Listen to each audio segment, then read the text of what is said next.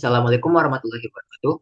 Saya Gilang Ramadan dengan NIM 2210932327 dari kelompok 22 Praktikum Perancangan Teknik Industri. Di video kali ini saya akan menjelaskan mengenai proses untuk melakukan Capacity Requirement Planning atau CRP. CRP sendiri dapat diartikan sebagai tahapan dalam perencanaan kapasitas yang bertujuan untuk menganalisis secara rinci kebutuhan sumber daya atau komponen yang diperlukan untuk memenuhi pemesanan yang dihasilkan melalui MRP. CRP sendiri berfungsi untuk membandingkan kebutuhan beban kerja berdasarkan rencana produksi dengan kapasitas masing-masing stasiun kerja selama periode tertentu. Dalam melakukan CRP, input yang dibutuhkan itu diantaranya adalah waktu setup untuk melakukan suatu proses dalam stasiun kerja, kemudian juga ada waktu proses untuk masing-masing stasiun kerjanya.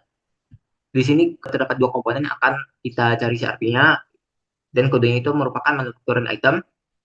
Di antaranya itu triplek segitiga dan lampu depan. Pada triplek segitiga terdapat tiga proses, di antaranya itu pembuatan pola, pemotongan, dan pengeboran. Sehingga pada komponen ini diperlukan stasiun kerja untuk melakukan prosesnya. Yang kedua itu adalah komponen lampu depan. Pada komponen lampu depan itu terdapat proses pencetakan dan proses pemelesan atau finishing. Sehingga terdapat dua stasiun kerja pada komponen lampu depan. Selain setup time dan runtime atau waktu proses, input yang dibutuhkan untuk melakukan CRP yaitu plan order release yang didapatkan dari proses MRP dengan metode yang terpilih. Nah, metode yang terpilih pada MRP sebelumnya itu dengan menggunakan metode algoritma Walker-Witten, dan berikut bagaimana plan order release untuk masing-masing komponen.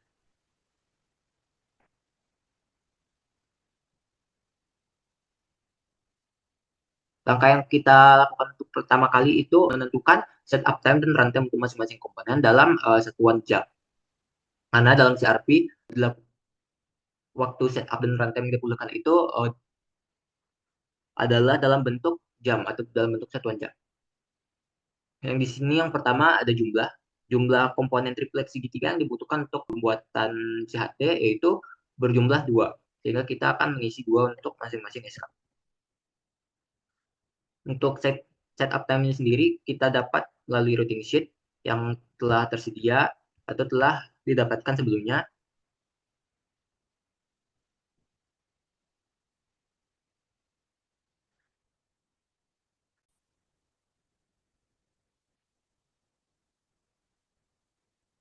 Nah, untuk setup time sendiri, karena kita membutuhkannya dalam setiap unit, sehingga kita dapat membaginya dengan jumlah produk yang akan dibuat atau diproduksi. Sehingga kita dapat membaginya dengan dua untuk komponen triplex segitiga.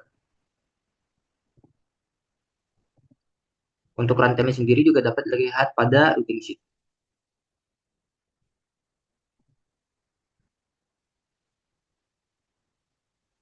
Nah, untuk runtime sendiri, untuk triplex segitiga juga dibagi dengan dua untuk mendapatkan waktu satuan dalam dalam nilai runtime.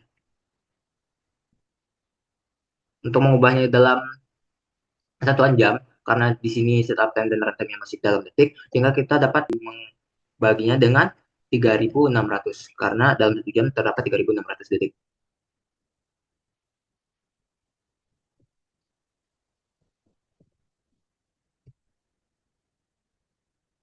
Hal yang sama dilakukan untuk komponen triplek untuk komponen lampu depan. Karena komponen lampu depan yang akan diproduksi untuk buat satu CHT atau satu produk CHT hanya berjumlah satu, sehingga kita di sini dapat mengisinya dengan nilai satu. Untuk setup time-nya dan runtime-nya juga dapat dilihat pada routing sheet.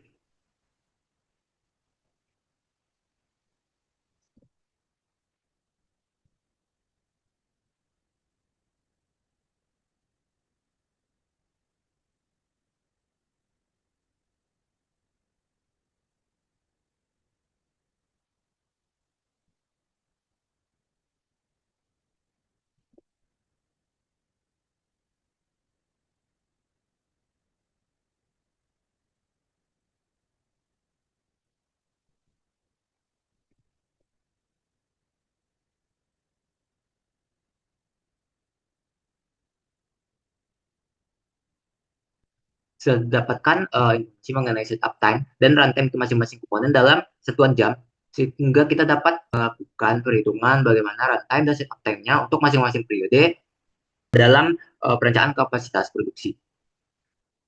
Nah, untuk mencari runtime, kita dapat mengalihkan plan order release dengan runtime yang ada setelah kita melakukan perhitungan tadi. Misalnya pada periode yang pertama, karena di sini nilai kurangnya 0, maka akan kita kali dengan runtime dalam satuan jam yang telah kita dapatkan tadi untuk komponen triple segitiga. Hal ini dilakukan untuk setiap periode dan untuk masing-masing stasiun kerjanya.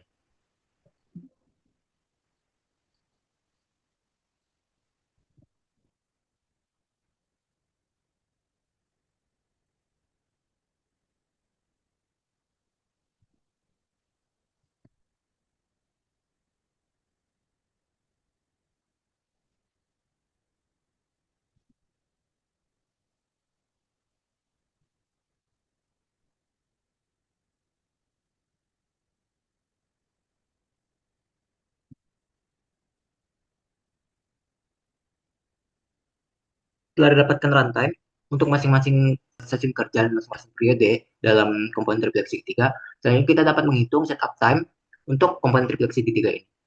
Nah, untuk komponen setup, untuk waktu setup time sendiri, karena dia hanya dilakukan pada awal kita akan melakukan produksi, sehingga dia tidak perlu dikalikan dengan plan order release yang telah ditetapkan dari MRP, karena uh, plan order release yang digunakan untuk perkalian pada runtime, karena runtime dibutuhkan itu dalam merupakan waktu per unit, sedangkan setup time hanya dilakukan ketika load tersebut dimulai.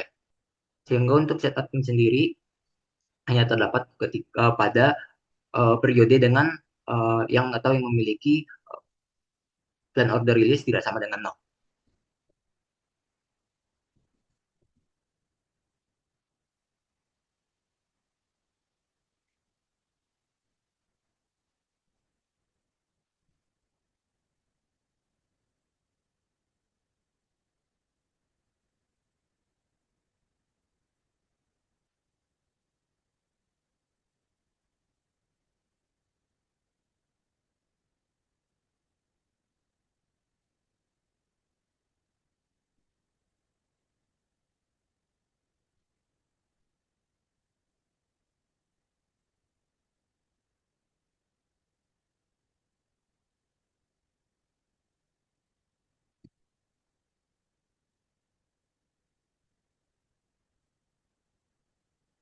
Setelah didapatkan runtime dan setup time, sehingga kita dapat melakukan penjumlahan untuk mendapatkan total kebutuhan dalam waktu jam untuk untuk komponen triplek segitiga. Cara untuk menjumlahkannya cukup dengan menambahkan runtime pada SK pertama dan periode tertentu dengan setup time-nya pada SK dan periode yang sama.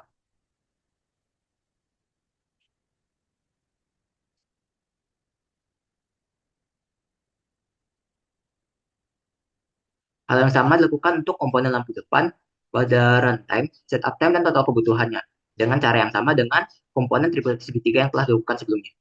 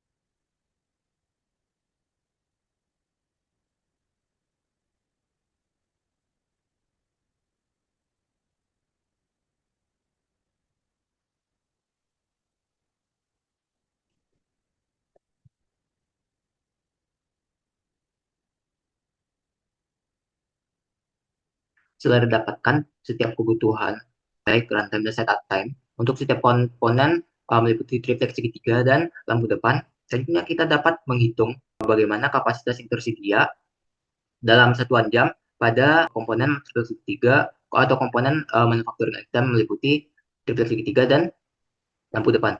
Nah, di sini untuk setiap periode diketahui bahwa jam kerjanya untuk satu hari atau satu periode itu adalah 8 jam. Dan jumlah pekerjanya berjumlah satu.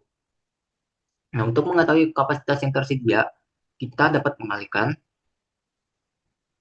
jam kerja dengan jumlah tenaga kerja untuk masing-masing periode. Nah, untuk kapasitas overtime, waktu overtime yang dilanjutkan dalam satu minggu adalah berjumlah 18 jam. Sehingga dalam satu minggu tersebut diasumsikan terdapat 5 hari kerja. Sehingga untuk mendapatkan waktu overtime untuk satu hari itu kita dapat membaginya 18 jam tadi dengan jumlah hari kerja yang jumlah 5 hari. Didapatkan overtime untuk satu hari tersebut adalah 3,6 jam. Nah, untuk mendapatkan kapasitas tersedia ditambah dengan overtime, kita dapat menambahkan waktu kapasitas tersedia dengan waktu overtime untuk satu periode. Nah, didapatkan di sini kapasitas tersedia ditambah overtime untuk satu periode itu 11,6 jam. Begitupun untuk komponen lampu depan.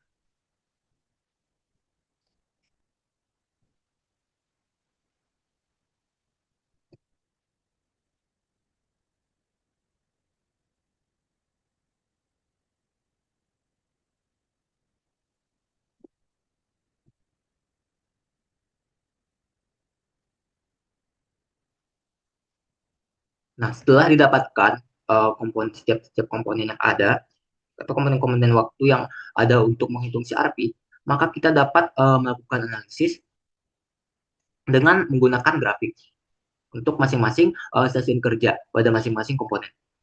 Untuk stasiun kerja pada triplex segitiga atau komponen triplex segitiga dapat dilihat di sini pada stasiun kerja pembuatan pola, total kebutuhan yang diperlukan itu masih belum dapat terpenuhi meskipun menggunakan kapasitas tersedia ataupun kapasitas tersedia ditambah dengan overtime. Begitupun untuk stasiun kerja pengoboran dan juga stasiun kerja pemotongan. Total kebutuhannya tidak dapat terpenuhi dengan kapasitas yang tersedia. Bahkan kapasitas yang tersedia ditambah overtime pun tidak dapat memenuhi kebutuhan untuk masing-masing stasiun kerja. Sedangkan pada komponen lampu depan, itu pada stasiun kerja percetakan, total kebutuhan yang diperlukan itu tidak dapat dipenuhi dengan kapasitas yang tersedia maupun kapasitas tersedia ditambah dengan overtime. Sedangkan untuk stasiun kerja finishing, itu total kebutuhannya dapat dipenuhi apabila kapasitas tersedia yang ada itu ditambah dengan melakukan overtime atau lembur. Nah, setelah didapatkan grafik ini, maka dapat dianalisis bahwa total kebutuhan untuk 4 stasiun kerja yang diperlukan itu tidak dapat dipenuhi kebutuhannya dengan kapasitas yang tersedia maupun dengan kapasitas tersedia ditambah dengan overtime. Hal yang dapat dilakukan yaitu dengan melakukan penambahan tenaga kerja untuk masing-masing stasiun kerja tersebut atau melakukan pemasangan komponen untuk setiap periode yang ada. Demikian penjelasan mengenai CRP dari saya. Terima kasih. Assalamualaikum warahmatullahi wabarakatuh.